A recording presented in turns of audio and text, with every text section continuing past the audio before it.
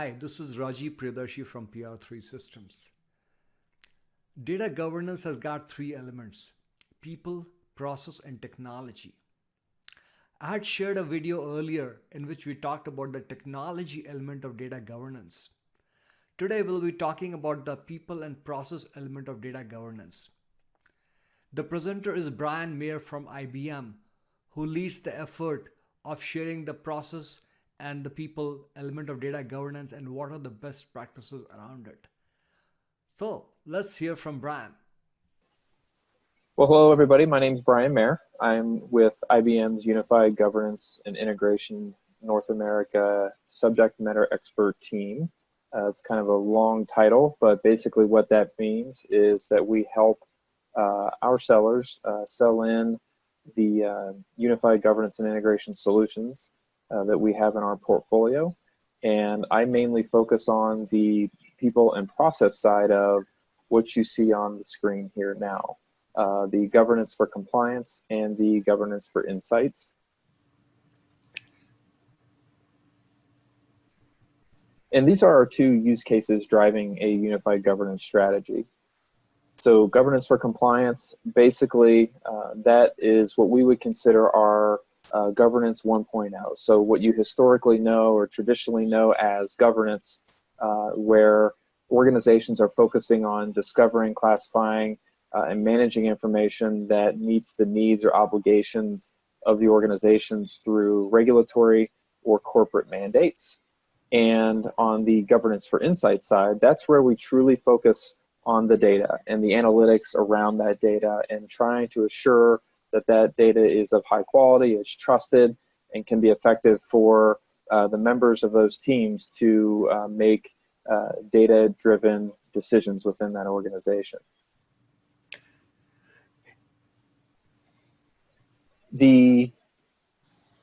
When we focus on these two areas, what we try to do is really focus on driving value. And a lot of the questions that we get in regards to governance is why governance? Why should I be doing governance? And a lot of organizations ask themselves this question as well in terms of why should I need to be doing governance? And where we find that governance programs fail, it's in regards to not necessarily having a direction for or a reason for governance, and they're doing governance for governance sake. And where we try to align is making sure that the organization truly has value. And that's what this discussion will focus on, around the best practices around governance. And one of the things that we show folks is what you see at the bottom of the screen here. When governance is enabled, that allows those folks in the organization to have confidence in their data. And the more confidence that they have in their data, the more they will make it available to lines of businesses and other members that have need to leverage that data and then analyze that data. So the more analytics that are done with the data, the more value that can be driven within the organization or created around data. And so that's ultimately how we see the flow of governance helping the organization in driving value.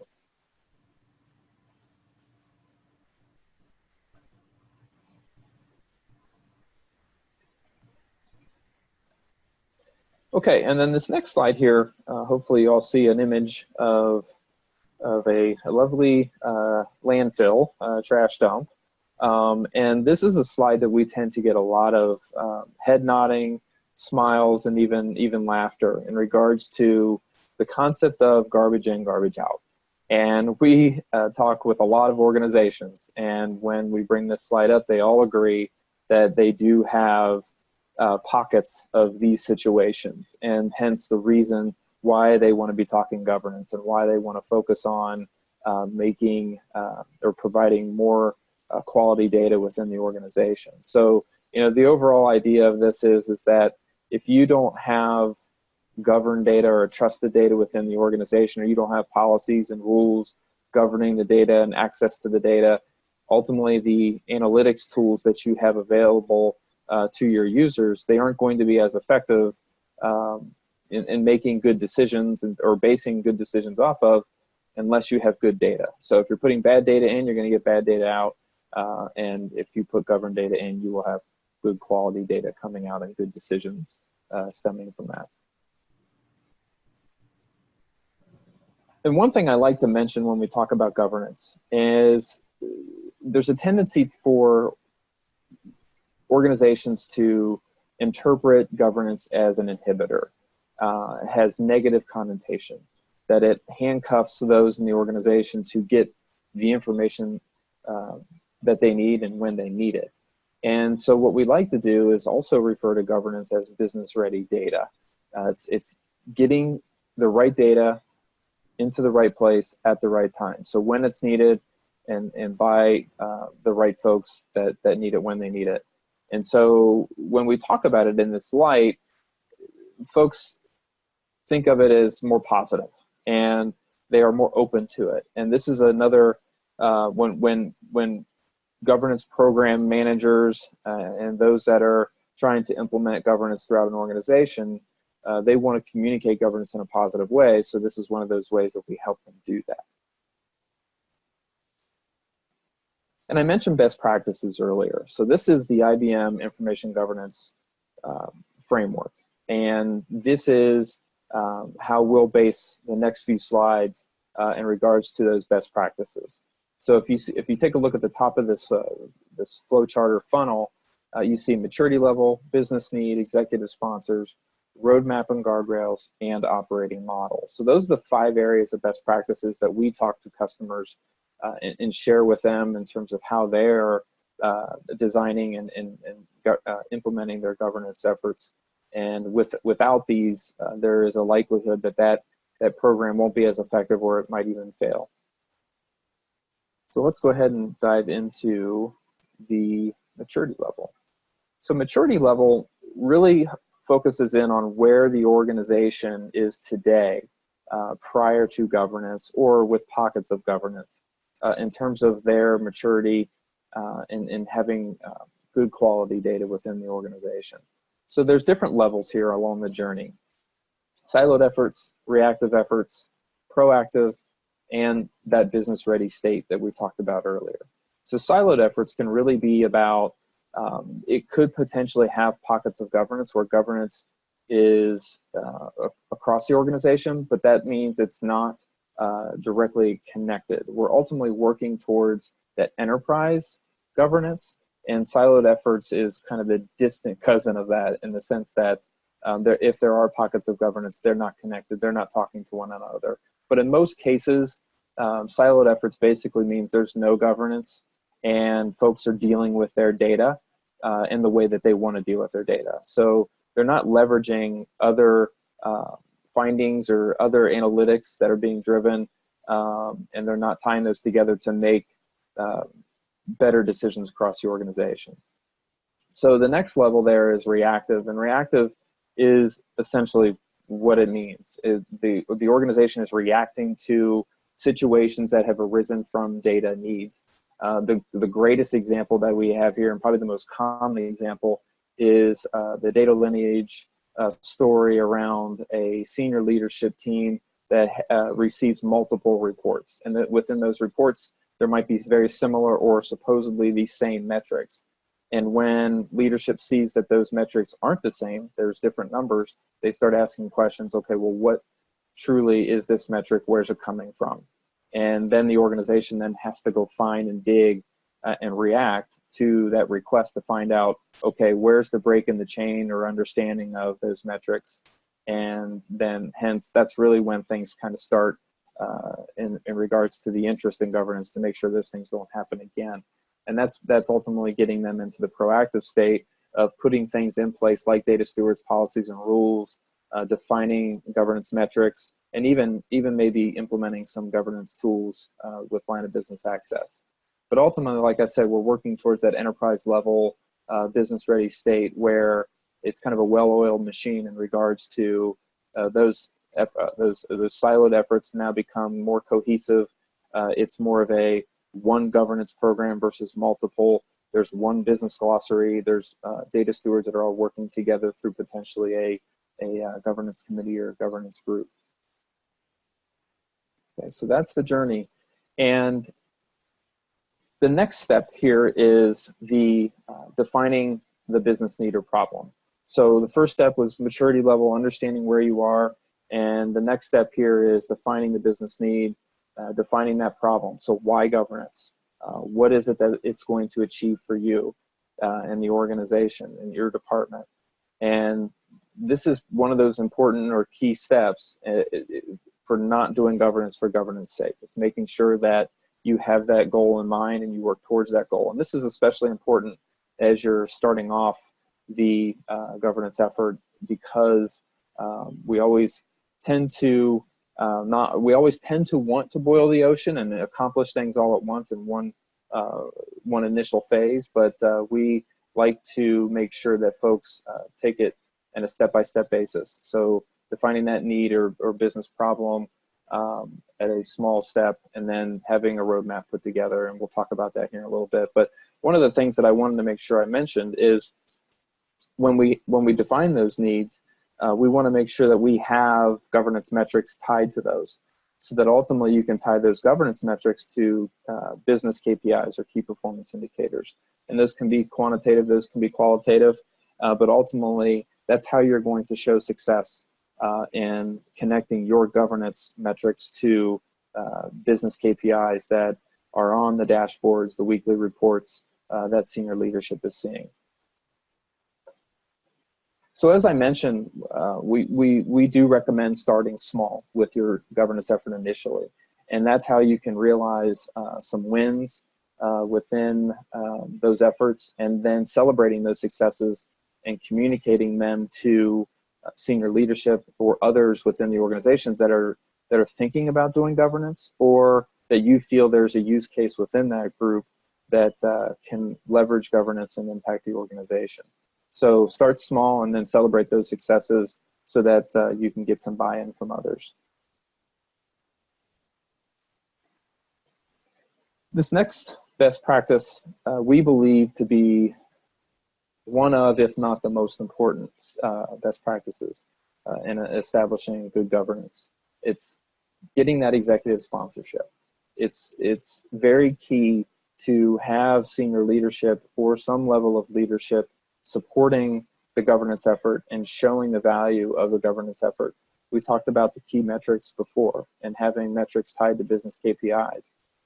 These executive sponsors will be the ones that will communicate that connection between the governance effort and the improvement in business KPIs.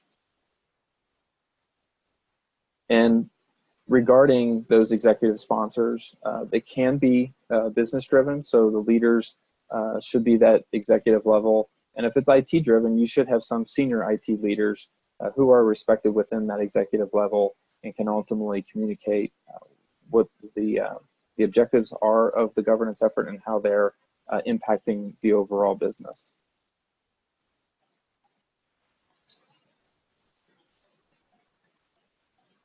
The next one here is making sure that there's a roadmap or an outline for the governance effort, and ultimately where you want it to be or what you want it to do, and meaning along the lines of guardrails and guideposts.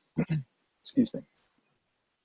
So this roadmap will outline the people, process, and technology tasks, and you can see how those are laid out there. Won't get into too much detail as we can certainly share in more detail of what the roadmap would entail for each of these areas, but definitely want to address the people, process, and technology when it comes to identifying how the governance effort is going to achieve its goals. And then we talked about creating guardrails and guideposts to assist with setting policies and standards and rules for the governance effort. And these are just a small set of examples of how a governance program is going to what's going to govern that program, and it's going to state what it will do and what it won't do. So just a quick example: information is a company asset. So defining how information or data is going to be used within the organization. Information is a shareable resource. So defining who's going to use that data, how can they access it, why are they accessing it.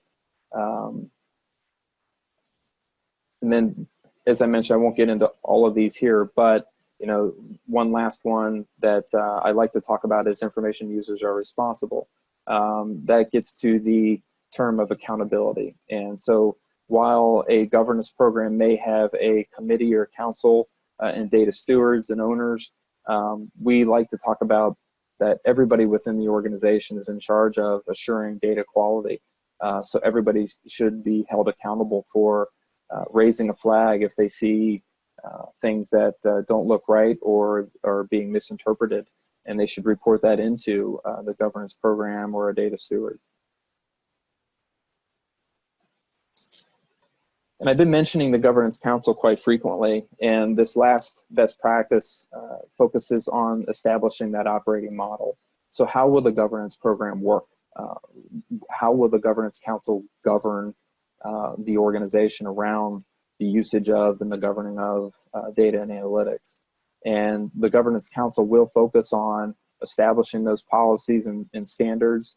There's data stewards that reside on that council. How will they be, what will the hierarchy be within that operating model? Will those data stewards live within lines of business? Will they live within IT? Will they live across? So that this is the establishing that operating model will help you determine what exactly the governance hierarchy will be, and how often the council meets, what they're meeting about, and what actions they can ultimately take with the program.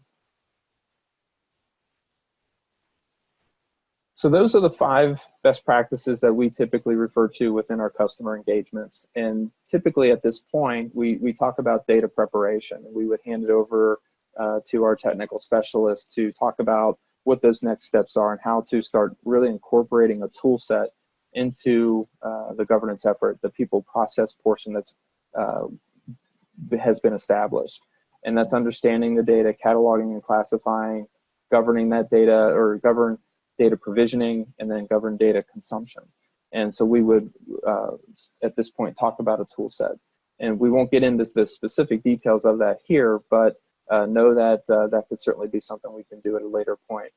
So those are the best practices around establishing or designing and managing and implementing a governance program. And if there are any questions at this point, I'd love to take them. Hey, thanks, Brand. It was a great overview of the process. So how often do you think that the committee meets for the governance, the steering committee? Mm-hmm. Well, yes, that's yeah. It would certainly be dependent upon the organization itself and how they're structured. Now, the data stewards might even meet on a weekly basis, or depending on how in depth the governance program goes, it could even be daily, based on maybe they're not necessarily meeting in person every day. Maybe they're interacting via chat and that sort of thing. But it could be anywhere from weekly to monthly to quarterly, depending on the level within the governance council itself, because there are senior leaders that can and will be on that committee, and we certainly wouldn't ask them to be involved on a daily or weekly basis, but be reporting up to them on a monthly or quarterly basis. Thanks. What I've also seen is that in a team, you've got people who know the business very well. They can understand the data. And we also need people who understand the tool set. So what would be the right combination? Do you think that the existing people who already know the business, they need to be trained? Or would you suggest that, hey, we need to get external consultants who know the technology, but they might not be aware about the data to come in? So what would be your recommendation for the right team structure and training? Well, ultimately, we believe the governance effort is benefiting the overall business and the different lines of business, because they're the ones that are using the data, they're analyzing the data, and they're making decisions off of that. So having the lines of businesses heavily involved in the program, in the tool set, we believe to be a key to the success. So when we look at, the difference between line of business or the separation of line of business and IT, and how the ownership is allocated, certainly there's going to be some needs from an IT perspective to deliver data in the right way, using those data cleansing tools, and then ultimately those that are going to use the reporting tools. So I would see about a 50-50 split in terms of line of business and IT's involvement. So you suggest that some members of the IT team should be a part of the governance team itself? Absolutely. Okay.